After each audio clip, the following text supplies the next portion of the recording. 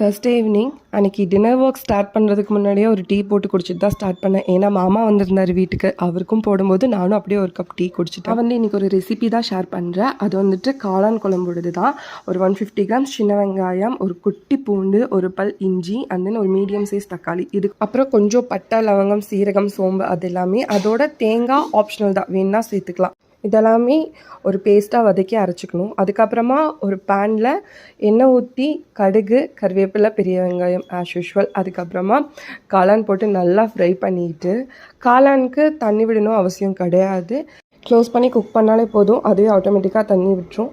அதோட நான் கொஞ்சமாக மிளகாத்தூள், சிக்கன் தூள், உப்பு ஆட் பண்ணியிருக்கேன். அண்ட் தென் நம்ம கிரைண்ட் பண்ண பேஸ்ட்டையும் ஊற்றி நம்மளுக்கு எந்த அளவுக்கு கன்சிஸ்டன்சி வேணுமோ அந்தளவுக்கு நம்ம தண்ணி ஊற்றி அதை மிக்ஸ் பண்ணிக்கலாம். ரொம்ப நேரம் கொதிக்கணும் அவசியம் இல்லை. ஒரு கொதி வந்தோடனே குழம்பு ரெடி ஆகிடும். அதோட சூப்பர் டூப்பர் காம்பினேஷன் இட்லி தான். என்னைக்காச்சும் நான்வெஜ் எடுக்க முடியலன்னா இந்த காம்பினேஷன் ட்ரை பண்ணி பாருங்கள், சூப்பராக இருக்கும்.